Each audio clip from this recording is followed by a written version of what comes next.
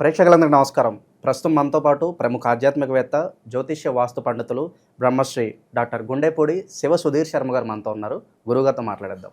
నమస్కారం గురుగారు. శ్రీమాత్రే నమః. శ్రీ గురుభ్యో నమః. గురుగారు, జూన్ మాసంలో కుంభరాశి వారి పరిస్థితి ఏ విధంగా ఉండబోతుంది? ఎలాంటి జాగ్రత్తలు, ఎలాంటి పరిహారాలు తీసుకోవాలి గురుగారు? ముఖ్యంగా నాన్న, కుంభరాశి అంటే వీళ్ళది సంపూర్ణమైనటువంటి మానసిక స్థితి, సంపూర్ణమైనటువంటి తత్వం.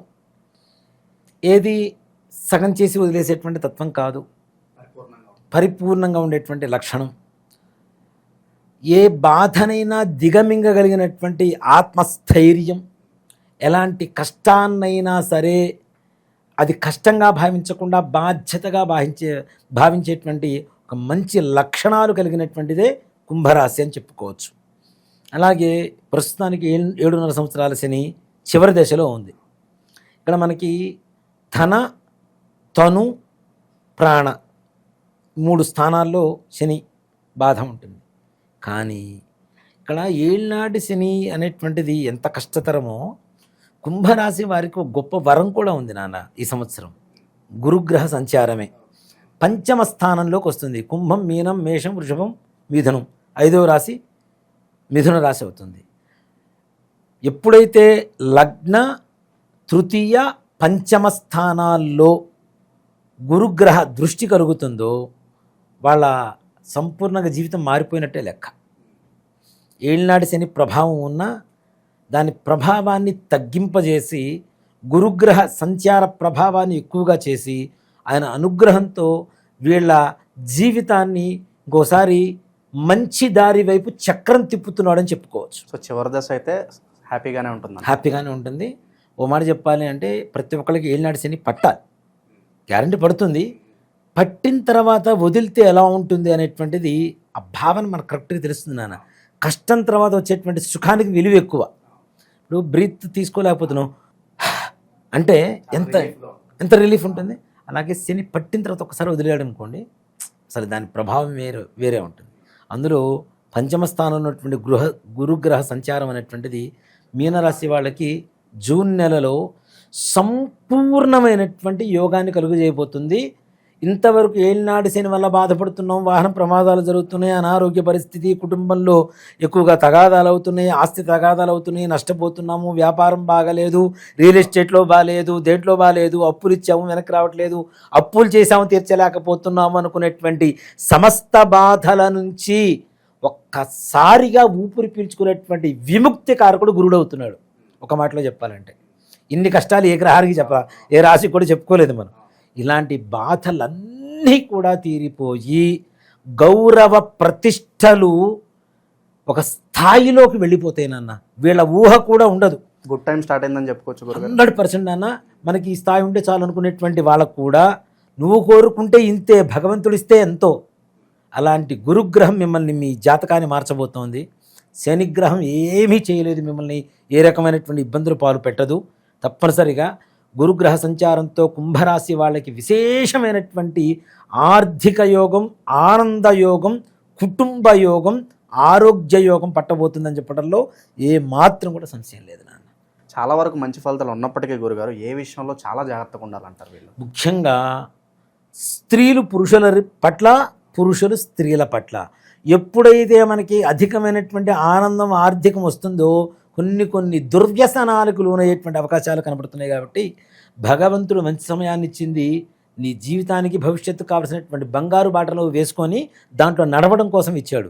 దాన్ని మనం ఏం చేస్తున్నామంటే దుర్వ్యసనాల పాలు చేసుకొని అనవసరంగా జీవితాన్ని మన చేతులారా మనం నాశనం చేసుకుంటూ ఉన్నాం. కాబట్టి దయచేసి ఈ యొక్క సమయంలో మనస్సు అచంచలం కాకుండా, అంటే చంచలత్వం లేకుండా అచంచలంగా ఒకటే చోట ఉంచి, మనం అనుకున్న పని, ఇన్ని రోజులు బాధపడ్డారు, మంచి మార్గం దొరికింది, మంచి ఒక పులి ఉంది నాన్న, దొరక్క ఒక్కసారి ఆహారం దొరికితే ఎలా తింటుంది పులి? అలాంటి సమయం దొరికినప్పుడు ఎలా ఉండాలి మనం? కాస్త కరెక్ట్గా ఉండి పని చేసుకుంటూ వెళ్ళిపోతే అసలు నిస్సంకోచంగా ముందుకు వెళ్ళిపోవచ్చు. వివాహాది శుభకార్యాలు, పెళ్ళి అవ్వదు అనుకునేటువంటి 36 ఏళ్ళు 37 ఏళ్ళు వచ్చిన వాళ్ళకు కూడా కుంభరాశి వాళ్ళకి తప్పనిసరిగా జూన్ నెల నుంచి వివాహ యోగం తప్పనిసరిగా జరగవలసిందే. ఉద్యోగం రాదు అనుకున్న వాళ్ళకి ఉద్యోగం రావాల్సిందే, ప్రమోషన్ రాదు అనుకున్న వాళ్ళకి ప్రమోషన్ రావాల్సిందే. వ్యాపారంలో పూర్తిగా నష్టపోయాం, ఇక షాపు క్లోజ్ చేసేసి ఇంట్లో కూర్చుందాం, ఇక్కడ నా గుమాస్తాగా చేరదాం అనుకునేటువంటి వాళ్ళు కూడా 10 మంది గుమాస్తాల్ని మెయింటైన్ చేసేంత గొప్ప స్థాయికి వ్యాపారం వెళ్ళిపోవడం అనేటువంటిది కూడా తప్పనిసరిగా జరిగేటువంటి పరిస్థితులు కనబడుతున్నాయి. అలాగే విద్యార్థులు కూడా ఉన్నత ఉద్యోగం, ఉన్నత విద్య కోసం ప్రయత్నించేటువంటి ప్రతి ఒక్కరికి మంచి మార్పు కనబడుతుంది. మనం కష్టపడుతున్నాం, రాస్తున్నాం, పెద్దగా ఫలితం రావటం లేదు అనుకునేటువంటి వాళ్ళకు కూడా మంచి సంపూర్ణమైనటువంటి ఫలితాలు, మంచి ర్యాంకులు, అలాగే ఫ్రీ సీట్లు, అలాగే వైద్య శాస్త్రం చదివేటువంటి వాళ్ళు, గణిత శాస్త్రం చదివేటువంటి వాళ్ళు, ఇంజనీరింగ్, కన్స్ట్రక్షన్స్, సివిల్ ఇంజనీర్స్ అంటాం కదా, ఇట్లాంటి వాళ్ళకు కూడా చాలా విశేషమైనటువంటి యోగం కలగబోతుంది నాన్న.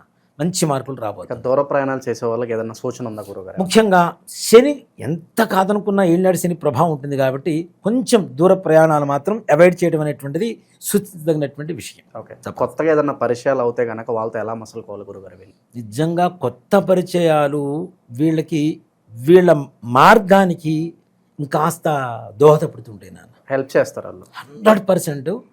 అసలు కొత్త పరిచయాలు, నూతన వ్యక్తుల పరిచయాలు, వాళ్ళ సలహాలు తీసుకోవడాలు, తద్వారా ఆర్థికంగా, వ్యాపారపరంగా ఉన్నత పదవీ పరంగా మంచి స్థానాన్ని సంపాదించడం, ఇళ్ళు కొనుక్కోవటం, గృహయోగాలు కలగటం, రాజకీయపరమైనటువంటి వ్యక్తులకైతే 100% చెప్తున్నాను అన్న, అసలు చాలా ఉన్నతమైనటువంటి యోగానికి వెళ్ళిపోతారు. చాలా. గురుగారు, ఏళ్ళనాడు శని చివరి దశలో ఉన్నారు కాబట్టి ఎలాంటి పరిహారాలు వీళ్ళకి అవసరం అంటారు? సింపుల్ నాన్న, ప్రతి శనివారం నవగ్రహాల దగ్గర శనీశ్వరుడికి తైలాభిషేకం చేయించండి, నువ్వులతో అష్టోత్తరం పూజ చేయించండి, నీలవర్ణాన్ని స్వామివారికి వస్త్రాన్ని సమర్పించండి చక్కగా. దాంతోపాటు కొబ్బరికాయ, బెల్లం స్వామివారికి నివేదనగా పెట్టి నమస్కారం చేసుకొని ప్రదక్షిణాలు చేయండి. ఇంకా అవకాశం ఉంటే బీదనారాయణులకి నీలవర్ణ వస్త్రం అంటే రగ్గులు, కప్పుకునేటువంటి రగ్గులు ఉంటాయి కదా, అలాంటివి దానం చేయండి. ఇంకా చాలా మంచి జరుగుతుంది. సో పాజిటివిటీ రావడానికి, అనుకున్న పని జరగడానికి ఏదన్నా మంత్రం ఏదన్నా ఉంటుందేమో గురుగారు వీళ్ళకి? అసలు వీళ్ళకి నిజంగానే వీళ్ళ మాటే మంత్రం నాన్న, కుంభరాశి వాళ్ళ మాటే మంత్రం. ఇలాంటి వీళ్ళకి అసలు ఇంకో మంత్రంతో కూడా సంబంధం లేదు. ఇంకా తప్పనిసరిగా బాగా ఉండాలి అనుకున్నప్పుడు చక్కగా శనీశ్వరుడు శ్లోకం ఉంటుంది. నీలాంజన సమాభాసం రవిపుత్రం యమాగ్రజం ఛాయా మార్తాండ సంభూతం తన్నమామి శనీశ్చరం అంటూ ఓం నమ శివాయ అనేటువంటి పంచాక్షరి మంత్రాన్ని జపం చేస్తూ శనీశ్వరుడికి చక్కగా ఈ ధ్యాన శ్లోకాన్ని రోజుకు 19 సార్లు జపం చేసుకొని బయటికి వెళ్ళండి.